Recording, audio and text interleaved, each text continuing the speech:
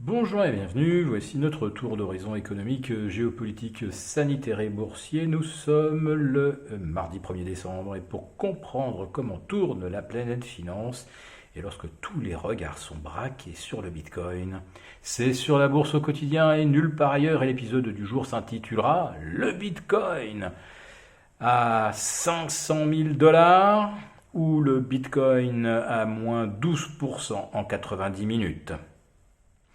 Alors, ce mardi 1er décembre, quoi qu'il arrive, restera marqué par le nouveau record absolu inscrit par le Bitcoin aux alentours de midi, donc ce 1er décembre, un peu plus de 19 930 dollars.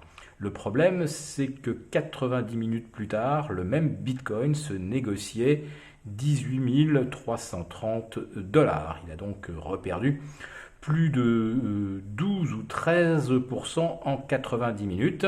Mais ceux qui l'ont acheté au-delà de 19 900 depuis ce matin vous expliquaient qu'ils le faisaient pour se prémunir contre la méchante inflation qui rogne votre capital et qui rogne votre patrimoine. Et bien voilà, avec le Bitcoin à 19 900 et quelques, vous vous êtes fait rogner 12% en 90 minutes. Qui dit mieux ?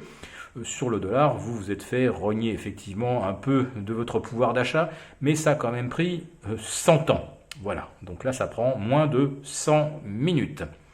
Mais ceux qui ont payé ont très certainement en tête la dernière déclaration des frères Winklevoss, vous savez, ces pseudo-milliardaires qui auraient fait fortune avec le Bitcoin. En fait, qui ont fait leur fortune en manipulant la valeur du Bitcoin et en comptant sur la naïveté de beaucoup de gogos.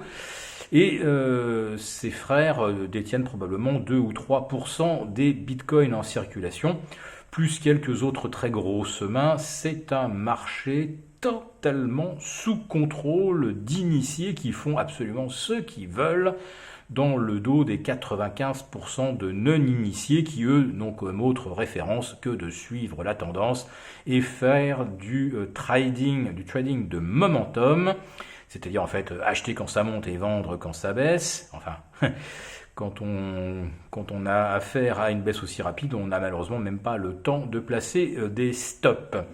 Voilà. Donc les frères Winklevoss peuvent toujours vous prédire un Bitcoin à 500 000 dollars à un horizon de 10 ans, ça ne leur coûte rien.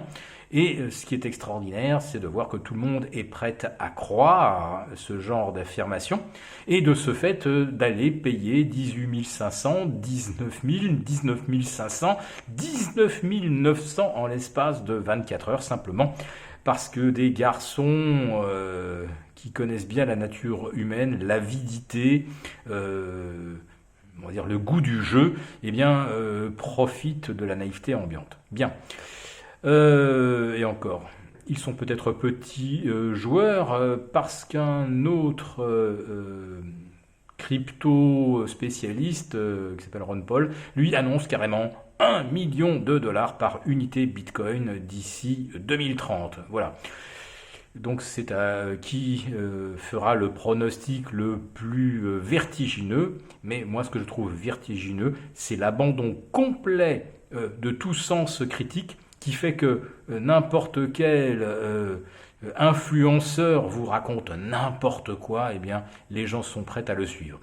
De façon beaucoup plus concrète, comme on parle beaucoup d'énergie verte, qu'on parle beaucoup de verdir notre planète, je rappelle quand même que le Bitcoin ou d'autres cryptos sont certainement les actifs entre guillemets qui ont la pire trace carbone qu'on puisse trouver sur la planète Terre, puisque quand on consomme par exemple 100 litres de fuel pour broyer du rocher et extraire du minerai, d'argent, d'or, de cuivre, etc., on a dépensé de l'énergie pour obtenir quelque chose de tangible, un métal industriel ou un métal précieux. Quand vous avez grillé une tonne de fuel ou brûlé 500 mètres cubes de gaz pour extraire un bitcoin, à la sortie, il n'y a strictement rien de concret. Vous avez simplement donc consommé de l'énergie. Voilà. Alors avis à ceux qui veulent marier à la fois l'économie du futur avec un bitcoin et une planète où on évite évidemment de consommer du carbone pour rien. Maintenant, les marchés financiers, eux, ont bien entamé le mois de décembre par une hausse d'environ 1% à Paris. Qu'est-ce qu'on retrouve en tête des hausses? Eh bien, c'est intéressant de le noter parce qu'on voit ainsi comment sont faits les carnets, enfin plutôt comment sont conçus les programmes d'achat. Eh bien, vous avez de nouveau les valeurs du luxe avec LVMH, revenu tout près des 500 euros. Et vous avez également les valeurs bancaires. Donc on sait maintenant que dès qu'il y aura une correction, puis derrière un rebond, eh bien vous aurez systématiquement le luxe, les banques.